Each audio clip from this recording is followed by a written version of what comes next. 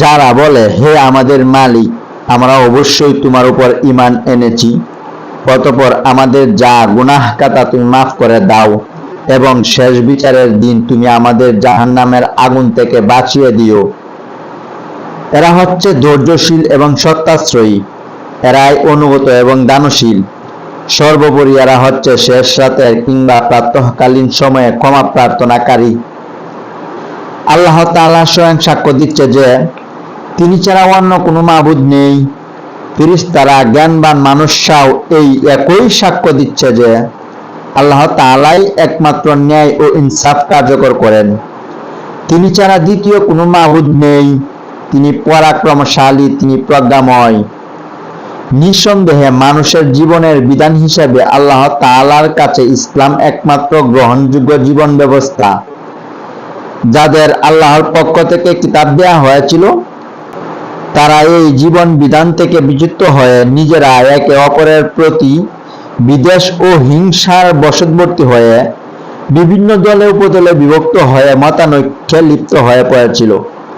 তাও আবার তাদের কাছে আল্লাহর পক্ষ থেকে সঠিক জ্ঞান আসার পর যে ব্যক্তি আল্লাহর বিধানকে অস্বীকার করবে, তার জানা উচিত আল্লাহ তাআলা দ্রুত হিসাব গ্রহণে সক্ষম। যদি এসব মানুষ তোমার সাথে এই ব্যাপারে কোনরূপ বিতর্কে লিপ্ত হয়, তাহলে তুমি তাদের বলে দাও, আমি এবং আমার অনুসারীরা সবাই আল্লাহর আনুগত্য স্বীকার করে নিয়েছি। অতঃপর যাদের আল্লাহর পক্ষ থেকে কিতাব দেয়া হয়েছে এবং যারা কোনো কিতাব না পেয়ে মূর্খ থেকে গেছে, তাদের জিজ্ঞেস করো, তোমরা কি সবাই আল্লাহর আনুগত্য মেনে নিয়েছো? হ্যাঁ, তারা যদি জীবনের সর্বক্ষেত্রে আল্লাহর আনুগত্য মেনে নেয়, তাহলে তারা তো সঠিক পথ পেয়েই গেল।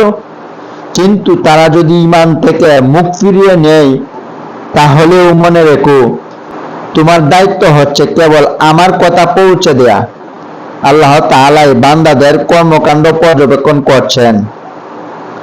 যারা আল্লাহর নাজিল করা নিদর্শন সমূহকে অস্বীকার করে, যারা অন্যায়ভাবে নবীদের হত্যা করে এবং মানব জাতিকে যারা ন্যায় ও ইনসাফ মেনে চলার আদেশ দেয় তাদেরকেও হত্যা করে, এদের তুমি এক কঠোর শাস্তির সুসংবাদ দাও।